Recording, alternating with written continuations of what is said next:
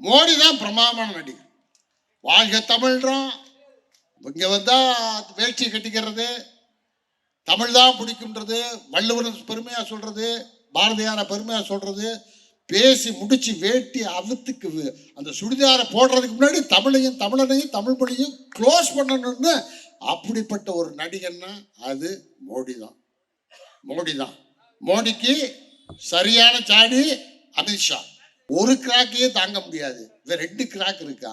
ஆனா 2 பேரையும் சமாளிக்கிற ஆள் தான் எங்காள். யாரு? திராவிட மாடலுடைய முதல்வர் இருக்காரு.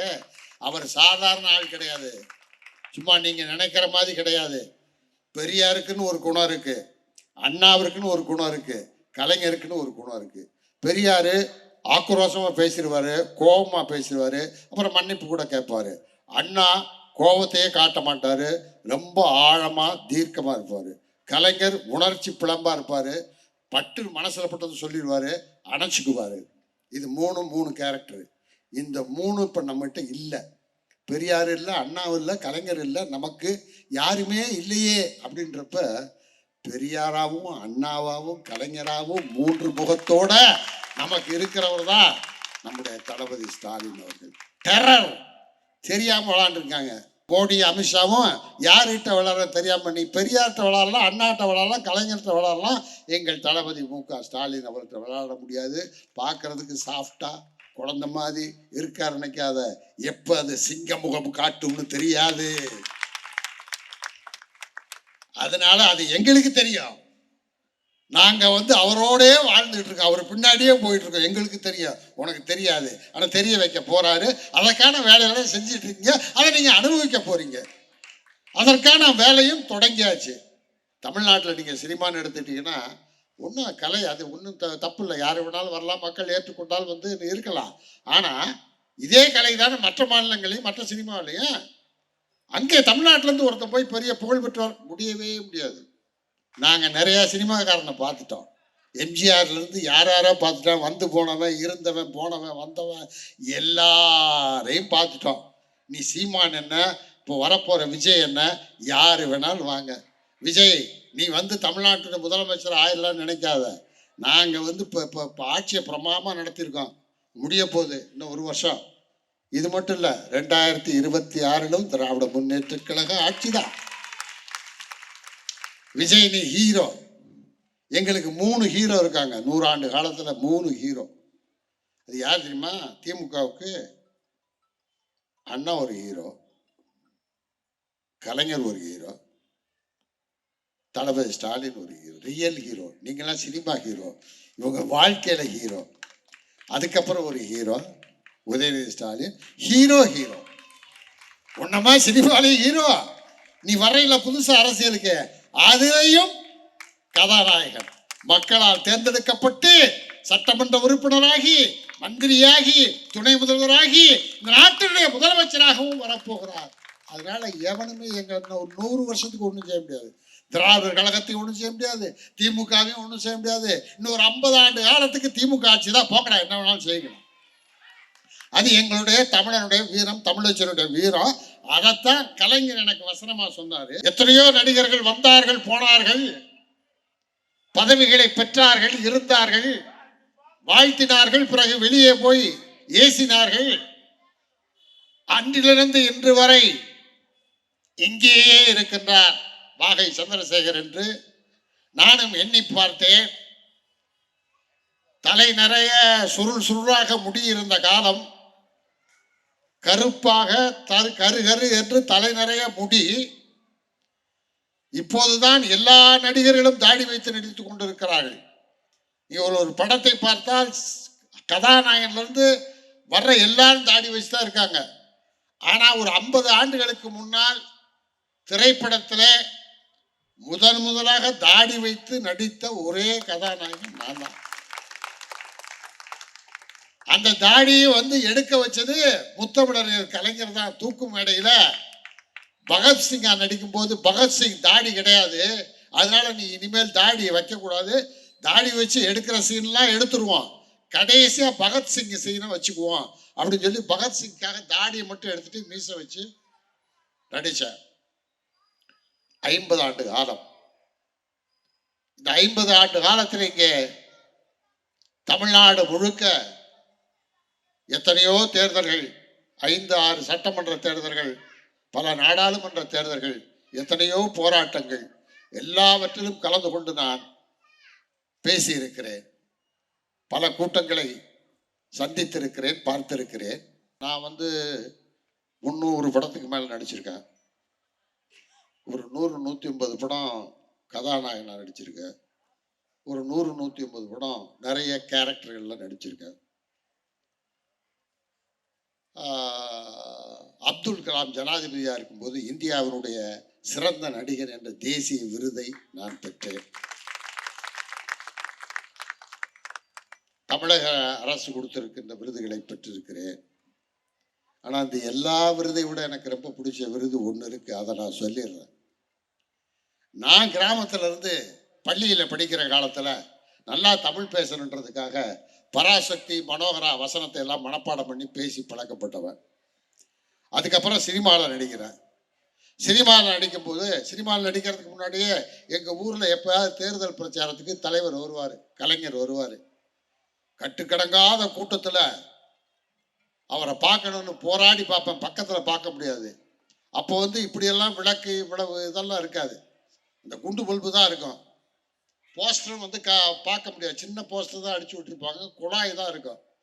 தூரத்தில் அந்த குழாய்கிட்ட நின்றுக்கிட்டு அவருடைய குரலை மட்டும் கேட்பேன். அப்படித்தான் பார்த்துருக்கேன் நான். தேர்தலுக்கு வந்த நேரம் கையில் புத்தக பையோடு திருத்துன்னு அவருக்கு பின்னாடியே ஓடுறது, திறந்த ஜீப்பில் கையாட்டிக்கிட்டு வருவார். அப்படி பார்த்தேன். பிறகு சினிமா நடிகரானே. சினிமா நடிகரான பிறகு சண்முகநாதன், கலைஞருடைய நேர்முக உதவியாளர் சண்முகநாதன் அண்ணன் எனக்கு ஃபோன் பண்ணி, தலைவர் உங்களை பார்க்கணுன்னு விருப்பப்படுறாரு. அது வரைக்கும் தெரியாது தலைவருக்கு நான் திமுக காரன்றது தெரியாது. ஏன்னா நான் ஒரு தொண்டன் திமுக, அவ்வளோதான். சினிமா நடிகர் நான் வந்த பிறகு என்னை பார்க்கணும் கூப்பிடுறாருன்னு எனக்கு ஒரே குஷி, சந்தோஷம். எந்த கூட்டத்தில், கட்டுக்கிழங்காத கூட்டத்தில் கடைசியில் நின்று முகத்தை பார்க்க முடியுமோன்னு ஏங்கி தவிச்ச கலைஞர் கூப்பிடுறாரா? ஐயோ, ஒன்றும் பிடிபடலை. ஃப்ரெண்ட்ஸ் எல்லாம் டே கலைஞரை பார்க்க போகிறேன், கலைஞரை பார்க்க போகிறேன். ஒரே டென்ஷனில் கோபாலபுரம் போகிறேன். அந்த படியில் ஏறி அப்படி போய் கதவை திறந்தா உட்காந்துருக்காரு. அப்போல்லாம் மஞ்சள் துண்டு இல்லை, அப்போ வெள்ளை துண்டு போட்டு இந்த கிளாஸ் போட்டு, இங்கே முடி கொஞ்சம் முடி இருக்குது, அந்த முடியை அழகாக வகிடெடுத்து இந்த பக்கம் கொஞ்சம் அந்த பக்கம் கொஞ்சம் போட்டு அப்படி உட்காந்து வாங்கினார். பக்கத்தில் போய் உட்காந்தோன்னு எனக்கு கையும் ஓடலை, காலும் ஓடலை. அப்பா, இவர் தான் கலைஞரா? கலைஞர் கலைஞர். நான் என்னன்னா, கலைஞரை நம்ம எப்படி பார்த்துருக்கோம் அப்படின்னா, அவருடைய பேச்சத்தானே கேட்டிருக்கோம். பக்கத்தில் போய் எப்படி பேசுவார்னு எனக்கு தெரியாது. அவர் இலக்கிய தமிழில் பேசுறத கேட்டிருக்கோம். என் உயிரிடும் பேரான அன்பு உடன்பிறப்பு தமிழர்களே, தமிழர்களே, நீங்கள் என்னை கடலிலே தூக்கி போட்டாலும் கட்டு வரவாகத்தான் மிதப்பேன். அதில் நீங்கள் ஏறி பயணம் செய்யலாம், கவிழ்ந்து விட மாட்டேன். இப்படித்தானே கேட்டிருக்கோம். ஸோ அப்படித்தான் பேச போறாரு. நான் போய் பக்கத்தில் உட்கார்ந்தா நம்மளை மாதிரி சாதாரணமாக பேசினார். வாங்க சந்திரசேகர், உங்களோட படங்கள்லாம் பார்த்தேன், பாலைவன சோலை பார்த்தேன், சுமை பார்த்தேன், பட்டப்பறக்கட்டு பார்த்தேன். அதுவே எனக்கு ஒரு ஆச்சரியமா இருக்கு. ஐயோ, கலைஞர் ஜாலியாக பேசிட்டு இருக்காரு. அதனால அவர் சொன்ன வார்த்தை, நடிகர் தலைவர் சிவாஜிக்கு அப்புறம் லட்சிய நடிகர் SSRக்கு அப்புறம் நல்ல தமிழ் பேசுகிற ஒரு தமிழ் நடிகன் தமிழ் சினிமா உலகத்திற்கு கிடைத்திருக்கிறார். எனக்கு அப்படியே, அதாவது என் வாழ்நாளில் எத்தனை விருதுகள் பெற்றாலும் சரி, இனிமேல் எத்தனை விருதுகள் பெற்றாலும் சரி, தமிழுக்கே தமிழ்த்தாயின் தலைமகன் என்னை பார்த்து நீ நல்லா தமிழ் பேசுறடா என்று சொல்வதை விட எனக்கு என்ன பெருமை வேண்டும்? அதுதான். அந்த மாதிரி ஒரு மகிழ்ச்சி இன்றைய வரைக்கும் என் காதிலே அவருடைய குரல் ஒலித்து கொண்டிருக்கிறது. அவர் வாழ்ந்த காலத்திலே தினமும் சென்னையில் இருந்தால் போய் பார்த்து விடுவேன். அவருடைய வசனத்தில் 15-20 படங்கள் நான் நடித்திருக்கிறேன். அதில் நீண்ட வசனம், சிவாஜிக்கு பிறகு நீண்ட வசனம் பேசி நடித்தது நான் தான். தூக்குமேடை திரைப்படத்தில் எடுத்திருக்கிறேன். அதே மாதிரி இன்னொரு படத்தில் எனக்காக ஒரு வசனம் எழுதினார். அதாவது ஒரு அண்ணாவுடைய வசனத்தை மாற்றிடலாம், யார் வேணாலும் மாற்றிடலாம். ஆனால் கலைஞருடைய வசனத்தில் ஒரு எழுத்து மிஸ் ஆச்சுன்னா அர்த்தமே மாறி போகும். அந்த மாதிரி அவருடைய வசனம் இருக்கும். அதுவும் தாளத்தோட இருக்கும். ஒரு ஒரு எழுத்து மாறினா மொத்த அர்த்தமே போயிடும். தூக்குமேடெல்லாம் ஒரு ஒரு 4 வரி மட்டும் சொல்றேன் கேளுங்களேன்.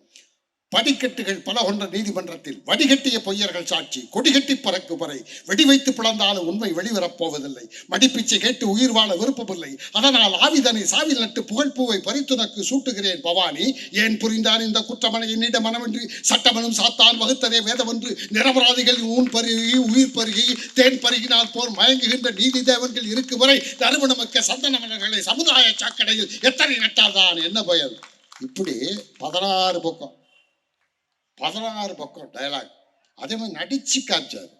எப்படி பேசணும் சிவாஜிக்கே நான் நடிச்சு காட்டுவேயா அப்படி திரும்ப கணேசன் வந்து அப்படி திரும்ப அப்படி கையை நிறுத்தினா தான் அழகா இருக்கும் அப்படின்னு இப்போ சொல்றோமே. இப்போ நம்ம பேசிட்டு இருக்கோமே, இன்னைக்கு நம்மளோட தமிழரோட வீரத்தை பத்தி தெரியல. ஒரே நாள் உளறுவாய அந்த தர்மேந்திர பிரதான் பேசுனதுக்கு அடுத்த நாளே மன்னிப்பு கேட்டாப்புல. ரத்தம், தமிழர் ரத்தம் சாதாரண ரத்தம் இல்ல, ஜிவ்வுன்னு ஏறிச்சுன்னா உண்டு இல்லைன்னு பண்ணிடும். அந்த மாதிரி சூடு சுரணை உள்ளவன் தமிழர். அப்படி அந்த தமிழுடைய பெருமையவே கலைஞர் எழுதியிருக்காரு. தமிழனுடைய பெருமை எப்படி தமிழச்சி வந்து ஒரு கிழவி எவ்வளவு வீரமானவ. அவ போருக்கு எல்லாரையும் அனுப்புறா, புருஷன் அனுப்புறா செத்து போயிட்டான், மகனை அனுப்புறா செத்து போயிட்டான், பேரனை அனுப்புறா பேரனும் செத்து போயிட்டான். ஆனா எப்படி செத்தான்னு வந்து சொல்றாங்கன்னா, பாட்டி உன் பேரன் வந்து போர்க்களத்தில் செத்து போயிட்டான், முதுகலை கத்தி குத்தி செத்து போயிட்டான் அப்படின்னு அவளுக்கு கோபம் வருது. யாரு வளர்த்த பேர தமிழ் வீரவன் அவன் வந்து கோடை மாதிரி முதுகலையா கத்தி குத்தி வாங்கி செத்துருப்பான்? இருக்கவே இருக்காது. நான் போய் பார்க்குறேன்ட்டு அங்கே போய் போர்க்களத்தில் பார்த்தா புணமா கிடக்குது. அதில் அப்படி புரட்டி பார்த்தா நெஞ்சில் கத்தி குத்தி வாங்கி அந்த பையன் செத்து கிடக்கிறான். இதாண்டா என் மகன், இதாண்டா என் பேரன், இதுதாண்டா தமிழர் வீரம் என்று அந்த பாட்டி சொன்னதாக கலைஞர் ஒரு டயலாக் சொல்லியிருக்காரு. அது இன்னைக்கு பொருத்தம். இந்த ஒன்றிய அரசு பண்ற சேட்டைக்கெல்லாம் நிதி கொடுக்க மாட்டேங்கிற, கல்வியை அழிக்கணும்னு பார்க்குற, எம்பியை குறைக்கணும்னு பார்க்குற, எல்லாமே எங்க வந்து நிற்குது? தமிழனுடைய மொழி, தமிழ் இனம், தமிழ் கலாச்சாரம், தமிழ் பண்பாடு